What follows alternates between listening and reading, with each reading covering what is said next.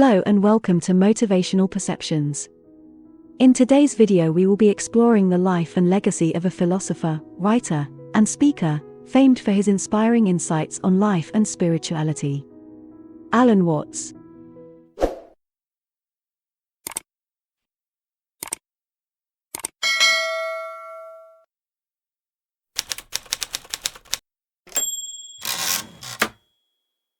Alan Wilson Watts was born on January 6, 1915, in Chislehurst near London, England.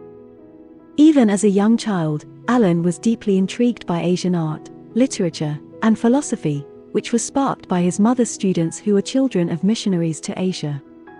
His parents recognized his inquisitive and bright nature and encouraged him to write. When he was a teenager, Alan's father, a businessman, would take him to the Buddhist lodge in London where he became the editor of the Middle Way, the lodge's journal. In 1932, he published his first booklet, An Outline of Zen Buddhism, which was a summary of the Zen writings of D.T. Suzuki. Alan moved to New York in 1938 to study Zen, and soon began lecturing in bookstores and cafes.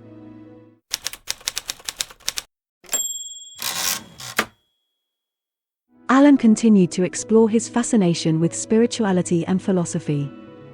In 1940, he published The Meaning of Happiness, a book based on his talks, but its release coincided with the outbreak of the war. After a brief stay in New York, Alan moved to Chicago and enrolled at Sebra Western Theological Seminary, where he deepened his interest in mystical theology.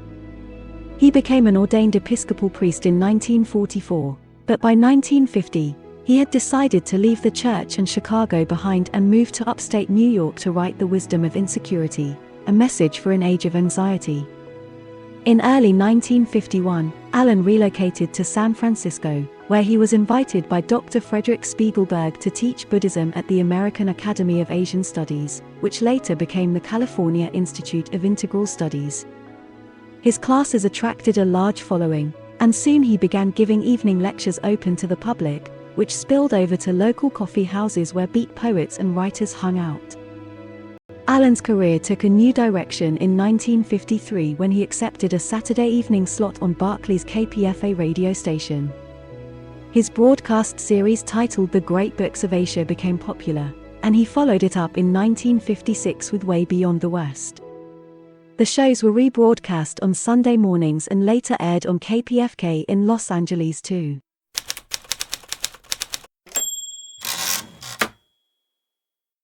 In the mid-1950s, a Zen boom was occurring as beat intellectuals in San Francisco and New York began to embrace the mystical aspects of Eastern religion and incorporate them into an emerging worldview that became known as the counterculture of the 1960s. Following the success of his 1966 book, On the Taboo Against Knowing Who You Are, Alan Watts began receiving numerous requests for appearances. He lectured at colleges across the country and conducted seminars at growth centers, including the Esalen Institute in California. His talks continued to be broadcast on radio stations throughout the country, and he became an important figure in the counterculture movement.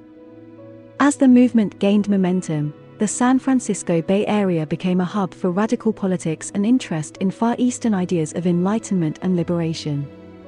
The movement united civil rights activists, anti-war protesters, and members of the free speech movement, drawing thousands of young people to the Bay Area in 1967. After his lecture at a Zenefit for the San Francisco Zen Center and an article in the Oracle Alternative newspaper, Alan became a recognized spiritual figurehead of the revolutionary movement. In the late 1960s, Alan lived on a ferry boat in Sausalito among a community of bohemians, artists, and other cultural nonconformists. His ferry boat became such a popular destination that he moved into a cabin on the nearby slopes of Mount Tamalpais to focus on writing. There he became part of the Druid Heights artist community. Alan continued to travel on lecture tours into the early 1970s but was increasingly drawn to life on the mountain. He wrote his mountain journals, penned his monograph The Art of Contemplation, worked on his autobiography In My Own Way, and wrote his final book, Tao, The Watercourse Way. Sadly, Alan passed away in his sleep on November 16, 1973, at the age of 58. He passed away on the mountain he loved. In conclusion, Alan Watts was a fascinating and influential figure in the world of philosophy and spirituality. Through his lectures and writings, he challenged conventional thinking and opened up new avenues of exploration and understanding. His legacy continues to inspire and guide us today, and his words and ideas remain as relevant and impactful as ever. You may find that his words resonate with you and help you on your own journey towards inner peace and understanding. Thanks for watching.